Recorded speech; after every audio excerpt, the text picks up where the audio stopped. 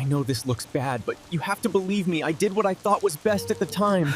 How could you do this? I warned you. In ABO universe, I became the only man on Earth who could get pregnant. Looking at my slightly swollen belly, I faked my death and ran without a second thought. The next time we met, he had a gun pressed to my chin, his obsessive gaze fixed on my son. Going behind my back and having a kid with someone else? Cody spiked a high fever in the middle of the night, and I was frantic. I stood by the side of the road with him in my arms, trying to hail a cab, but it was too late. There were no taxis out. After a long wait, a single car finally appeared on the highway. Desperate, I rushed out into the road to block it. "Hey, watch where you're going." I ran to the driver's side, still holding Cody. "Please, sir. My son has a fever, and I can't get a cab. Please help me." Cody was premature, and his health had always been fragile. A simple cold could knock him out for half a month, let alone a high fever. The driver waved me off impatiently. "Get lost. We're in a hurry." Panicked, I glanced into the back and saw someone else, a man who looked important. I rushed to the back window and knocked. "Please, I'm begging you. I'll pay you. 3 times the fare. 5 times. Maybe it was my sincerity, or maybe they just took pity on me, but they let me in." The back door opened, and I climbed in with Cody. After checking on Cody's condition, I looked up and found myself staring down the barrel of a gun. "James." James tilted his head, his gaze shifting to Cody in my arms. "Weren't you dead? Faked it, huh? Going behind my back and having a kid? You've got some nerve." I never imagined that the car I flagged down at random would be James's. Nor did I ever think I'd see him again in a situation like this. To be honest, I never wanted to see him again at all. Cody, sensing the tension, stirred in my arms. "Daddy?" I quickly lowered my head to check on him, pressing my forehead against his. The heat was terrifying. "James, I'll explain later. Okay? Just take us to the hospital first. Cody's fever is too high. He can't take it." James scoffed. "Then let him die. He can go with you. Or did you think I'd let him live, even if he recovers?" James wasn't joking. I knew he'd do it. Anxiously, I grabbed his hand. "Please, James. It's not what you think. Just help me first, and I'll explain everything, okay?" James glanced at me, then ordered the driver to speed up. "If you try to get out of this car, I promise he won't see tomorrow's sunrise." And just like that, Cody was left at the hospital and I was dragged back by James. Seeing the familiar building again, I felt like I was in a daze. The past felt like it had just happened yesterday. James sat on the sofa, one leg crossed over the other, a lit cigarette in his hand. In the old days, I would have just turned and walked away. James would have taken a drag from his cigarette, grabbed me, and tormented me for it. But now, I could only stand 10 feet away from him, like a stranger, like a servant. "Weren't you going to explain?" I kept my head down and said nothing. "How old is the kid?" 2. With a crash, something ceramic shattered at my feet. James walked toward me, stepping on the shards with a sickening crunch, as if he felt no pain at all. He grabbed my throat. "Mark, should I be impressed? You were with me for 3 years. Then you fake your death to have a child with some other woman? You really were cheating on me, weren't you?" James's grip was so tight I couldn't breathe. Tears streamed from my eyes involuntarily.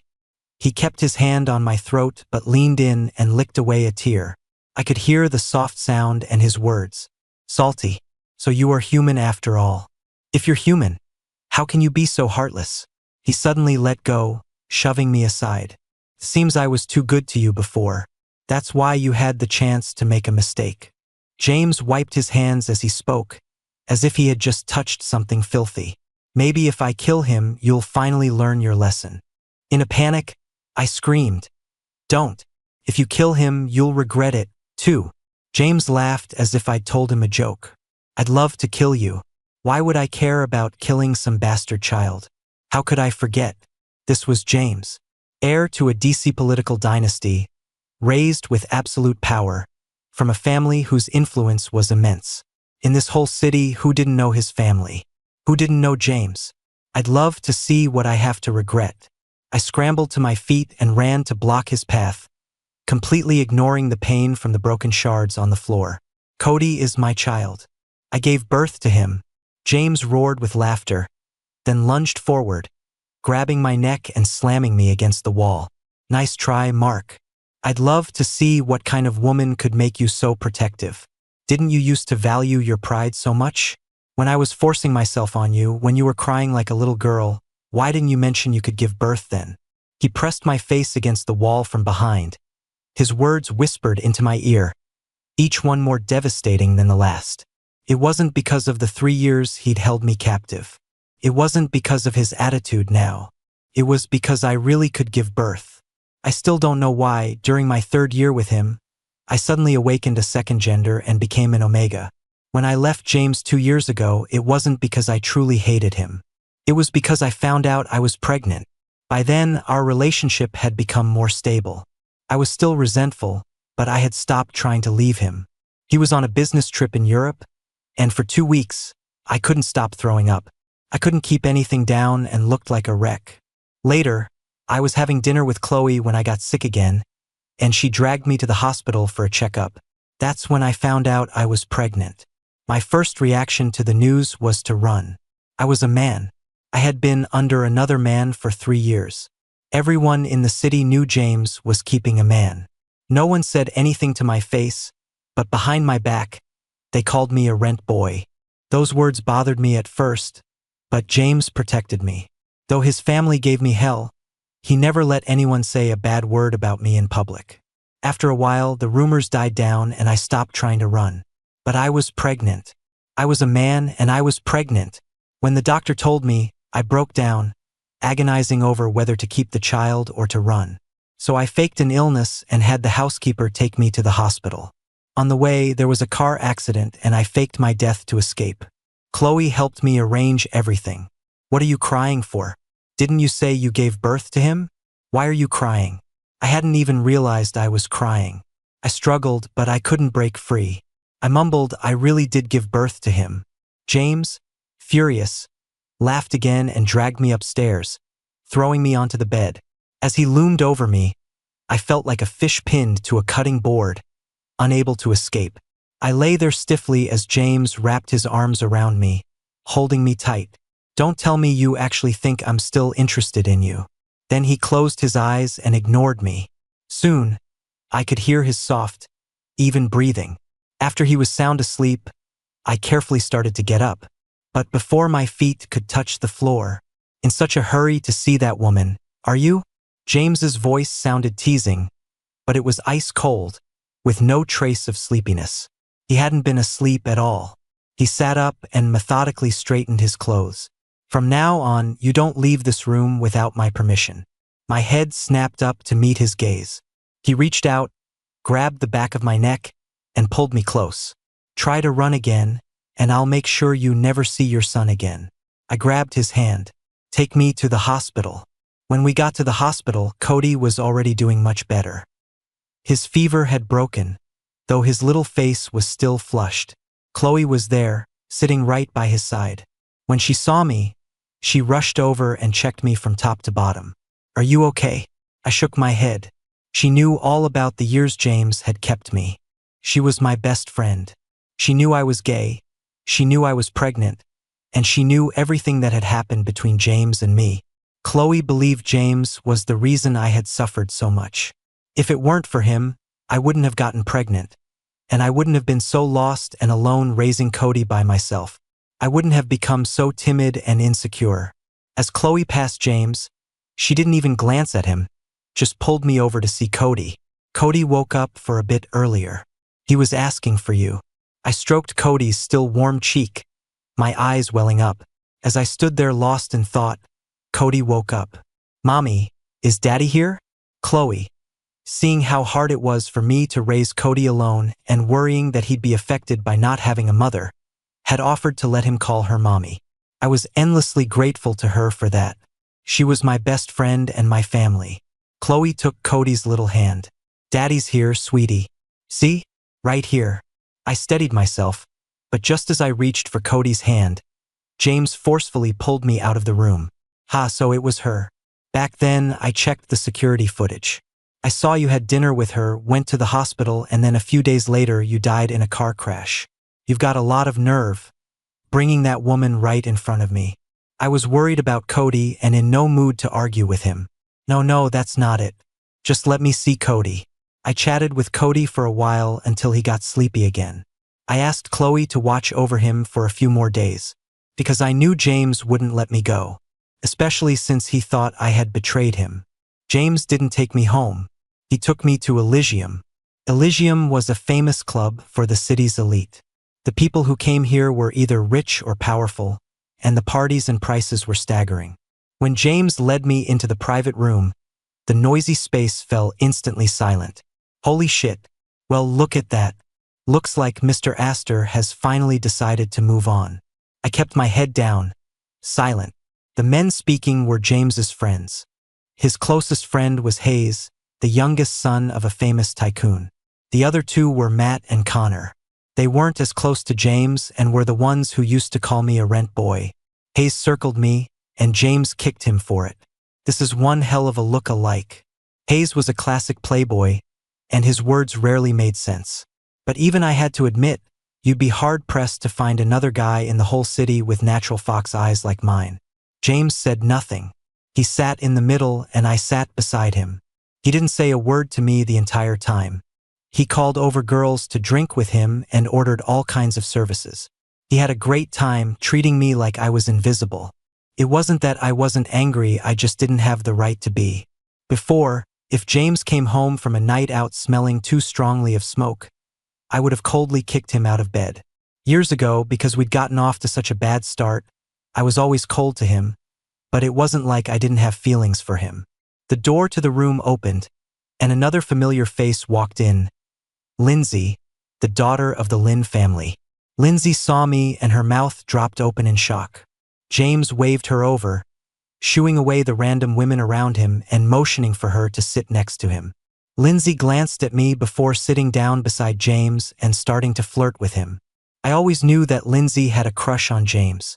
The very first time we met, she threw a glass of juice on me. Have you no shame? A man seducing him just to climb the social ladder. You're pathetic. They were right about you. You're a rent boy. Her words stung, and a rebellious impulse took over. I grabbed James's shirt and kissed him. In the 2 months I'd been with him, it was the first time I'd ever initiated a kiss outside of the times we fought in bed or the times I was forced to buy passion. James's anger toward Lindsay instantly vanished, and a second after I kissed him, he took control. Lindsay screamed and ran out of the room. The next day, I was summoned to James's family home. 3 years ago, James wasn't the untouchable tycoon he was now. His grandfather hadn't yet relinquished control, and he was just the family's precious young master. Mr. Astor, Sr. brought me to the family home. He was outwardly polite, but every word he spoke was a dagger to the heart. He reminded me of my humble origins, that I was worthless. I know how you and James met. The boys at Elysium are certainly high quality, and our family can certainly afford to keep a pitiful child like you. Lindsay liked James, and both families knew it. If nothing unexpected happened, they were supposed to get engaged, marry, and spend the rest of their lives together. Thinking of this, I truly couldn't stand to sit in Elysium a moment longer. James and Lindsay were laughing happily, and the voices of everyone around them made me feel like a clown. I stood up to leave. A hand grabbed my wrist. Seeing this, Lindsay sneered, "Well, what do you know? Someone with his face acts just like him. Thinks he's all that. Is it entitlement? Or are you just plain rude?" The others chimed in, laughing. This little pet isn't trained well enough. I looked at the hand James had on my wrist. I told you, you don't leave without my permission. It's late. Cody can't sleep if I'm not there. With that, I shook off James's hand and walked out, ignoring his explosive rage and the sound of shattering glass behind me. In the end, James came with me to the hospital to see Cody. Chloe had been with him all day, so I told her to go home. As she left, she shot James a dirty look. Cody asked me who James was. "This is the uncle who helped us. He brought us to the hospital." Cody whispered, Thank you, Uncle. Cody was much better, so we checked out of the hospital. Daddy, aren't we going home? James turned around and asked Cody, don't you like it here? Cody nodded. I like it. The house is so big and pretty. Daddy, are we gonna live here from now on? No, I blurted out at the exact same time James said yes. James and I locked eyes. He said nothing, but I understood the meaning in his gaze. The uncle invited us to stay here. Quick, thank the uncle. Cody happily thanked James and was then led to a guest room by the housekeeper. After Cody was gone, James went upstairs alone. The next day, Cody had to go to school, so I woke up early. When I woke up, James wasn't in bed, and I couldn't find him anywhere in the house. The housekeeper told me he had left on a business trip. I nodded and, after breakfast, was about to take Cody to school when I was stopped at the door. Mr. Astor has given instructions. We will take the young master to school. You should rest at home, sir. With that, the driver took Cody's backpack from my hand. I realized James was serious. He was really not going to let me leave. I was once again in his grasp. But I had to get out. I had work. Chloe and I had started a studio together, specializing in custom gowns. I'd majored in design in college, but my family went bankrupt not long after I started. My parents committed suicide, and I had to work my way through school, which is how I met James. I faked my death before I could graduate, so I still don't have my degree. No diploma, pregnant, and with a face known to every powerful person in the city, I didn't dare show myself to look for a job. To make a living, I started doing design work online under a pseudonym. Later, Chloe saw my work and asked if I wanted to open a studio for formal wear. After a moment's hesitation, I immediately agreed. I guess I was lucky. The studio had just landed a big order, and I needed to get back to work. I managed to slip out of James's place again, but the second I stepped outside, my phone rang. Mark, go back. I gripped my phone tightly. No wonder my escape had been so easy. He could see my every move. I have to work. James let out a cold laugh, as if I'd said something ridiculous. Your work? Do I need to remind you what that is? What? Did you forget just because I'm not home? His words instantly took me back to a time when I was still with him. I had gone with him to Elysium, and Hayes and his crew were there. After just a couple of drinks, I grew tired of the environment and sat quietly off to the side. The door to the room opened, and a woman walked in. She was one of Hayes's flings. It seemed Hayes had dumped her, and she was there to try and get him back. Hayes shoved her to the ground like a piece of trash and then condescendingly poured a glass of red wine over her head. When I took you on, I told you it was just for fun. When I'm done, do I need to give you a reason? The woman was crying miserably, but she still clung to Hayes's pant leg. But I'm your assistant. You can't just abandon me. You need me. Hayes frowned, kicking at her with a look of disdain. You're a bullshit assistant. If we're talking about your real job, wasn't it just warming my bed? The room erupted in laughter. The woman, a complete wreck, finally left. But before she closed the door, she gave me a long, hard look. That one look made my skin crawl. I wanted to leave, and James immediately agreed and left with me. I was still sullen before bed that night, and James noticed and asked me what was wrong. Later, after he'd had his way with me, I finally broke down and told him through my tears. You picked me up from Elysium, so what's my job? When you don't need me anymore, will you just throw me away like trash? I was a sobbing mess. I don't know if it was from the throes of passion or my emotions. All I remember is that James was very gentle that night. Never. You're my treasure, the one I truly love. Even though neither of us ever mentioned those words again after we woke up, I heard them. On the other end of the phone, I was silent for a long time before turning around and going back to the villa. I had no choice. Later, I had to ask Chloe to bring me the things I needed for work. We chatted at the door for a bit. So this is your plan from now on? I didn't know how to answer. Don't you forget all the suffering he put you through. I forced a bitter smile. I remember, after getting my things, I went back inside. As I walked up the stairs, I found myself looking up at the third floor. I used to have a studio up there. After hesitating, I went up. I opened the door, and the room was just as I had left it. The easel was still there, The paints were neatly arranged on the floor, and the palette I had made a mess of was dried up but still lying right where I'd left it. Nothing had changed. I sniffled and got to work. I don't know how late I worked, but when I looked out the window, the sky was dark, and Cody still wasn't back. I started calling his kid-friendly smartwatch. "Hello?" James's voice came through the phone, and the knot in my chest instantly loosened. "Why aren't you guys back yet?" I quickly added, "Don't you dare do anything to Cody." My words immediately set him off. He ground out, "With that attitude, I just might." The call ended, but I was relieved. I was eating dinner downstairs when James and Cody returned. Cody ran into my arms. "Daddy, look at the cool toys Uncle James bought me." Cody's hands were full of toys, and James was carrying several more bags. "Did you thank your uncle?" Cody nodded. "Hurry and eat, then go check out your room. Your mommy got you a present too." Cody let out a yay and ran upstairs. James's face darkened. "You saw that woman? You already know, why are you asking?" James handed the toys to the housekeeper and sat down next to me. "Doesn't she know you've been fucked by me? She still wants you after that?" James's words infuriated me. He always knew how to make me feel worthless with just one sentence. I stormed off. That night, James came into the room. I turned off the light and rolled over, facing away from him. The covers were pulled back, and James slid into bed, bringing a wave of damp air with him. He reached out and turned me to face him. He didn't look at me, but his hands roamed downwards, starting fires. I struggled and squirmed, muffled sounds escaping my lips.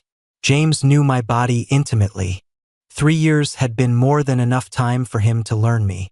He ignited spark after spark until I was burning with a restless heat. He pressed down on me, and as we became one, I felt a strange discomfort. It had been too long. James panted, whispering in my ear, "Warm, wet." He thrusted hard, and a sound that was both pain and pleasure escaped my lips. Finally, through the haze, I heard him say, "Alive."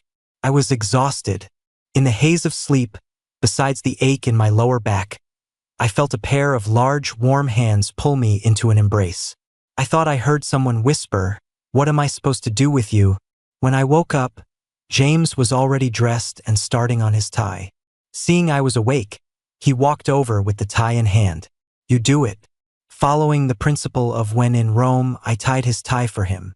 James looked down at it. "Years go by and your skills improve." I scratched my head. Couldn't help it. Even though I was a designer, I still had to wear a suit for formal occasions these last couple of years. Over time, I naturally got the hang of it. Looks like Chloe isn't all that great after all. I didn't understand why he suddenly brought up Chloe. Then he continued, "Why haven't you two gotten married? You had the guts to cheat on me. What's stopping you from getting married?" James stared at me intently. "She has a fear of commitment." "Ha! You really love her, don't you? How thoughtful." With that, James slammed the door, the sound echoing through the house. I knew what James meant. He was testing me. But what I said wasn't a lie. Chloe really did have a fear of commitment. Otherwise, she wouldn't have kept her boyfriend of 7 years waiting without getting married. Cody was still driven to school and back home by the driver. As for James, I didn't see him all day. And not just for one day. For a whole week, I didn't see him during the daytime. Except at night, when he would always slip into bed, smelling of the damp night air, and torment me. He would be gone before the sun came up. But every day, deliveries would arrive at the house, things James had ordered. I looked, and they were all staggeringly expensive. Clothes, watches, cars, you name it. He was acting like a John paying for services. The gown was finished. I contacted Chloe to come and pick it up. When she arrived, she looked completely drained. The dark circles under her eyes reached her chin, and her usual sparkle was gone. I handed her the packaged gown. "What's wrong?" At my words, Chloe looked up, her eyes instantly welling with tears. "He cheated on me," she sobbed, and I had never seen her so broken.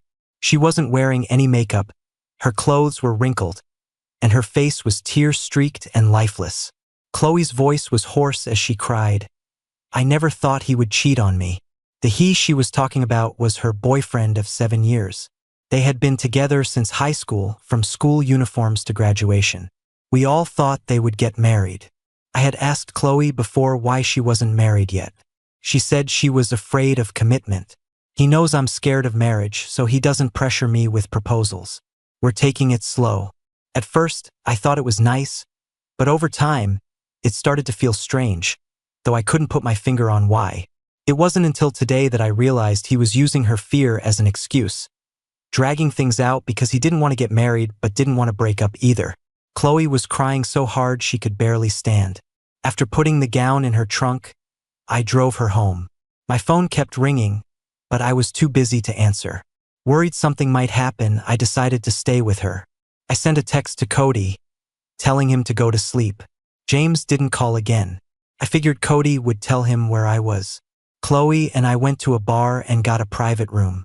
She grabbed a bottle and started chugging. I drank with her at first, but I couldn't keep up and just ended up trying to get her to slow down. Around 10 p.m., the door to the room opened. It was James.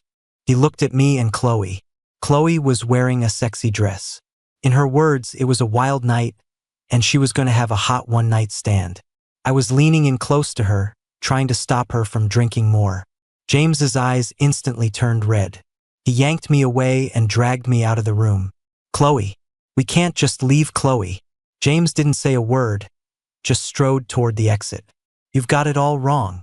I was just keeping her company. Have someone take her home. James threw me into the car and slammed on the gas, peeling out. The speed was terrifying. Are you insane? You're trying to get us killed. I screamed, and James finally eased off the accelerator.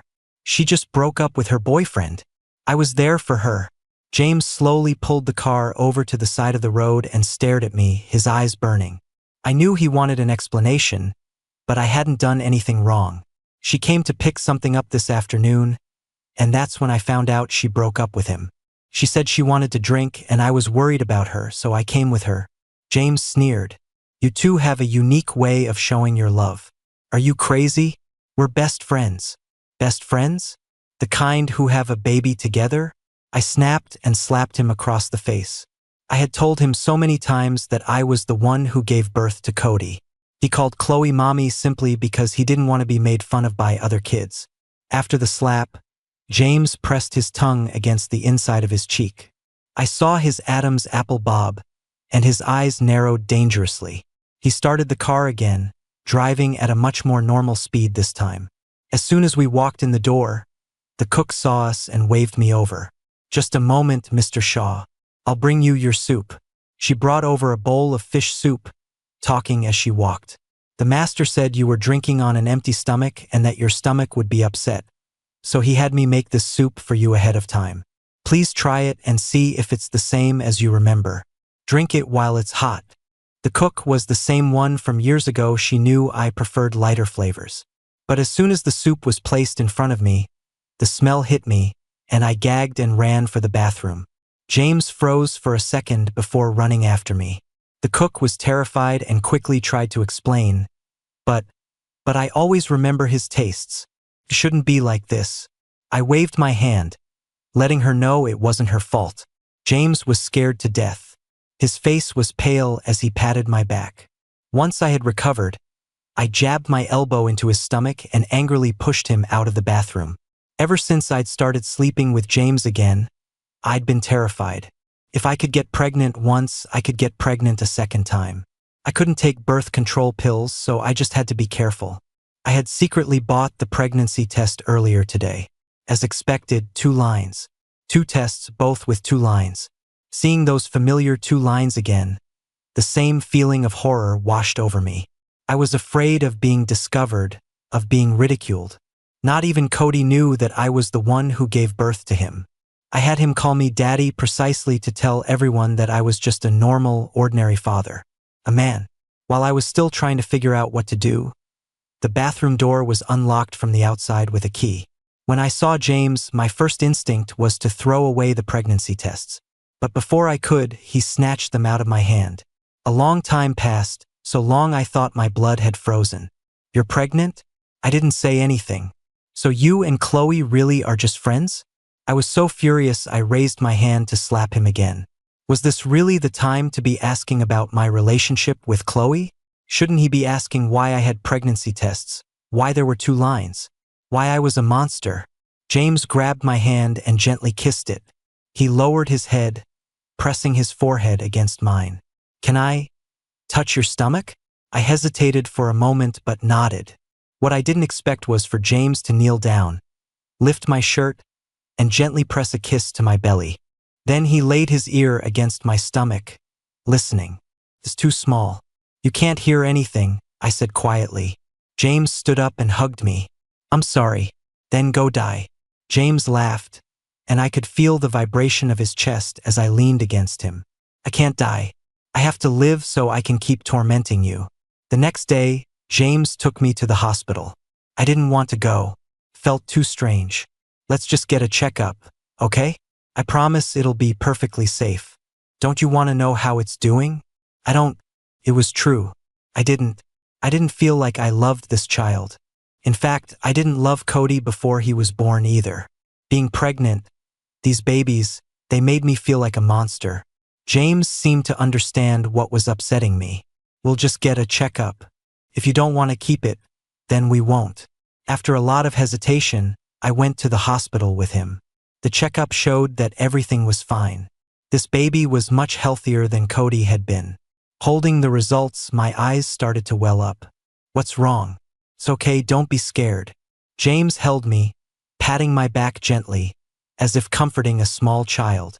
Cody's condition was so bad back then. It was true. When I first ran away, I had no money and depended entirely on Chloe. But Chloe's resources were limited at the time. I was pregnant and miserable, and there were several times I almost lost Cody, which is why he was born premature. James was silent for a long time. It'll be okay. You'll never have to suffer again. When we got home, I shut myself in my room. In the evening, I thought I heard Chloe's voice. I opened the door, and sure enough, there she was. She was back to her usual vibrant self, showing no signs of a breakup. Chloe walked up to me and did a twirl. I'm still me. Nobody can knock me down. The client was very happy, by the way. The final payment came in. I sent you your half. I nodded and asked her why she was here. Chloe pointed at James. Your man had to beg me to come over. I shook my head. Chloe then launched into a tirade. Men are all worthless pieces of trash. Except for you, of course. They're all goddamn animals. She finished with a fierce glare at James. After chatting for a while, I realized James had asked Chloe to come over just to talk to me and keep me company. It seems like I'm always the one hurting you. I may not like that woman, but she helped you so much, and she makes you happy. Chloe had gone home, and James was sitting on the sofa, his head bowed as he spoke. The warm living room light cast a glow on him.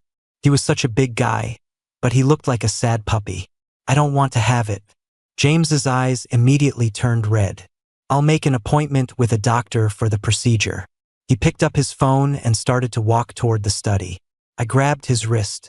Aren't you going to try and change my mind? James shook his head. I respect your decision. Do you love me? James looked at me, then took my hand and placed it over his heart. I could feel his heartbeat under his shirt, steady, strong, and warm. Back then, I thought you were really dead. I rushed to the hospital, but they wouldn't let me see your body. They just handed me an urn. I was so angry I wanted to smash it in their faces. But I couldn't. That was you. The only part of you I could hold. James's eyes were red, his voice thick with emotion. I couldn't hit them because I had to hold your ashes. I didn't dare let go for a second. But I couldn't believe you were really gone. I tore up the death certificate. Then I picked up every piece and taped it back together. James pulled me into his arms. That night I saw you holding Cody. I really wanted to kill you. You must have hated me so much to curse yourself with death just to get away from me. I knew you were unhappy, but it didn't matter as long as you were still alive. His voice was clear in my ear, but the words he spoke made me dizzy, hard to comprehend. But through his words, I heard the answer. In this world, in this life and the next, for all eternity, James will love you. Even if you hate James, James will still love you. I sniffled and hugged him back. James's body tensed. I don't hate you. I faked my death, I ran, because I didn't want you to think I was a monster. Where on earth does a man get pregnant? Back then, I wished I really was dead. Just as I was about to cry, I heard a sharp wail. Daddy, I don't want you to die. Wah! Cody was standing behind me. I don't know how much he'd heard. Daddy's not a monster. Daddy is Daddy, sniffle. I don't know if Cody understood, but his words comforted me. James scooped him up. Cody's right. Daddy is just Daddy. That night, Cody slept between James and me. I had decided to keep the baby. The next morning, I was getting ready to go for a more detailed checkup when I opened the bedroom door and heard Cody calling James Big Daddy. Why does he get to be Big Daddy? James shot me a smug look, and Cody giggled at me. Suddenly, I wasn't angry anymore. With me pregnant again, James started planning our wedding. It's not even legal. Why bother? James was looking through a stack of venue photos from a wedding planner, dissatisfied with all of them. Hearing my words, his head snapped up, and he looked at me with a wounded expression. Are you really not going to let me be seen in public with you, my great designer? Cody puffed out his cheeks and mimicked him perfectly. Are you really not going to let Big Daddy be seen in public? Daddy? I took a sharp bite of my apple. Ever since that day, the two of them had become inseparable, and Cody was starting to look more and more like James. I told James that I was the designer known as Whisper. He said he already knew, and that the gown I had just made was one he had commissioned for his grandmother. James had taken me back to his family home. Mr. Astor, Sr. was old now, and James held all the power. The entire family had to listen to him. When Mr. Astor, Sr. saw me, he said, "Long time no see, Mr. Shaw.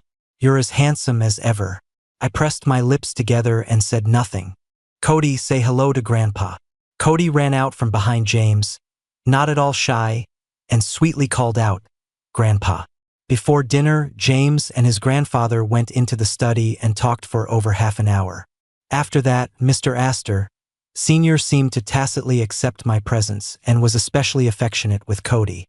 I found out later that James had told his grandfather everything and had also threatened him.